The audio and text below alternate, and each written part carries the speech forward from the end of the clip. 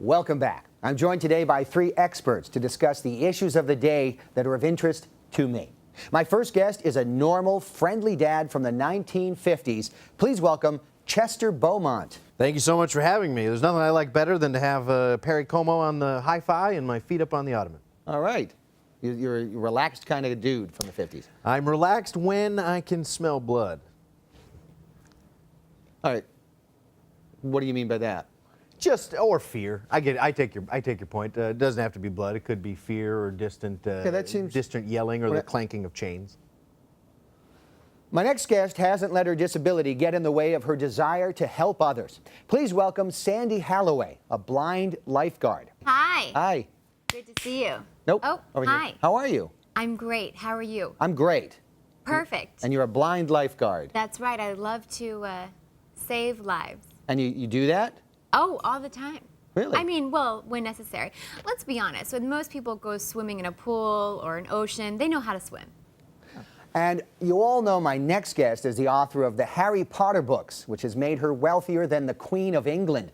She was in the news this week when it was announced that she wrote a new best-selling book under the pseudonym Robert Galbraith. Please welcome J.K. Rowling. Hello, hello. Thank you for having me here. Thank you for coming. It's great.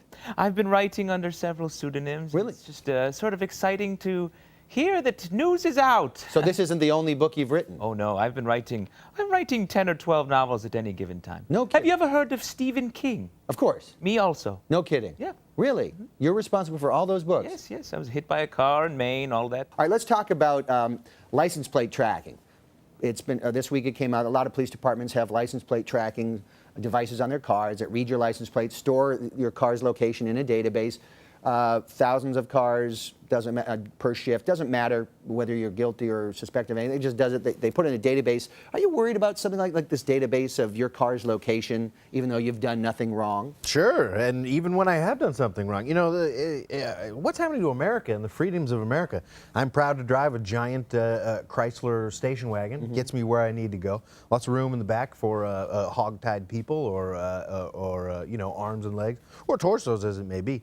But now, you know, of course, I have a series of police scanners and Interpol in my rumpus room, and I sit there and I listen. Then all of a sudden, my station wagon is now, you know, like a person of interest, a car of interest, and it's like, you know, get off my lawn if I don't sound too forward saying it. Leave me to my pursuits. So a guy like you who, for some reason, has a hog-tied person in the back of their station wagon, you find this. Why would you have a... There's a supposition of a crime now. That's the way cultures change, is if you have a hog-tied person in the back of your car, the assumption is that you've committed a crime. Have you not? I mean, is this some kind of... I mean, if I drove by somebody who had a hog-tied person in the back of their station wagon, I would assume there was a crime being committed. Exactly, and I'm proud of you saying that you could maybe check yourself and be a little bit more understanding.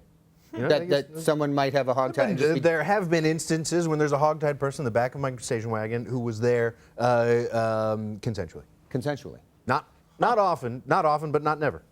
Okay, Sandy. You know, here's the thing. Driving is one of our great freedoms that we are all born to do. Well, everyone here is allowed to drive. Not It's everyone. your right it's your right as a human being, no matter what. Nope. That you can drive a car. Let me just stop you there. Do you drive a car? I do drive a car. You drive a car? It is my right as a human being to drive a car. I'm an excellent driver. I have had lots of accidents. I know my way around accidents and how to handle it. I always have my license and registration and insurance information. I know what to do when I have an accident, which makes me a great driver. When I was writing Indiana Jones, the Indiana Jones series. You wrote the film. Indiana Jones book? Yes. One of my pseudonyms is Lawrence Kasdan. What? I was writing that we had a lot of different car accidents, and we like to comedically find the humor in, like, a blind person driving, or someone who is a professor getting involved in all sorts of fun whip-based adventures. Okay. Let me ask you this, Chester. Sure.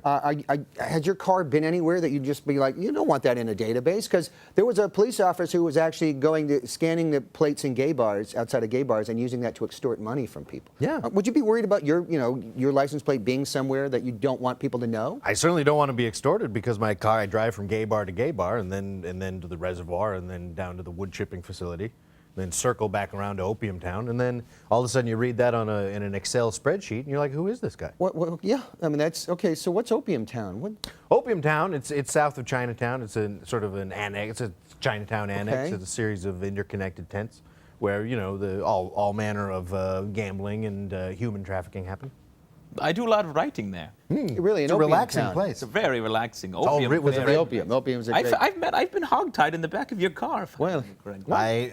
If I should be sorry, then I'm sorry. I'm not quite sure of the details. I was Robert Galbraith at the time. Oh, So, Bobby. yeah, Oh, Bobby yeah, Galbraith. Bobby. That was Why certainly- haven't I been hogtied in the back of your car? Uh-oh. You think I can't handle it? You're sitting How on the would you beach. know if you had been?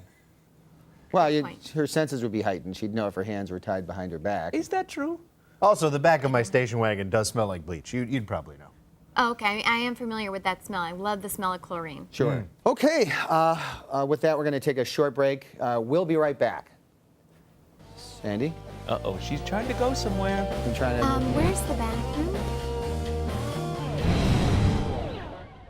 Okay, we've only got a minute left, so very quickly, Rolling Stone came out with this cover, has Boston bombing suspect Dzhokhar Tsarnaev on the cover, a lot of controversy.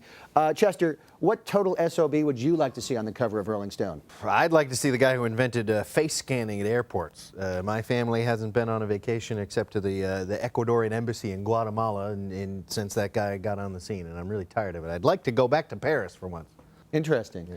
Sandy, what SOB would you like to see on the cover of Rolling Stone? Well, I just want to say that I do love Rolling Stone magazine. I read it every month. But there is this kid who comes to my pool, Joey Marone. Okay. And he likes to pretend he's drowning. Okay.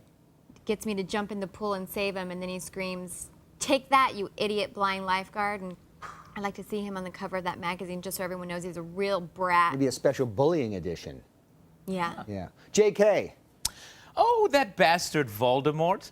Voldemort. Yep. Real. A lot of people don't know he's a real person. He's real. Yeah, he lives in northern England. Very magical, evil, hidden a bunch of stuff around. So unlike Robert Galbraith, Voldemort is actually He's real. real, yes. Interesting. All right, that's all the time we have for this week's BS of A. Join us next week for a brand new episode. Like us on Facebook, love us on Twitter, share our clips on YouTube. And this is our first show since we came back from our trip to Utah. I just wanted to say how great it was for all of us to meet our fans in person. It was a really totally unforgettable weekend. So thank you for that. Good night, America and Alberta, Canada's Texas. I'd love to go to Canada, but I can't. Right. Well, you can't just drive across the border? I'd have to hike. They know the Chevy. They can drop a cage over it. And I'm the monster.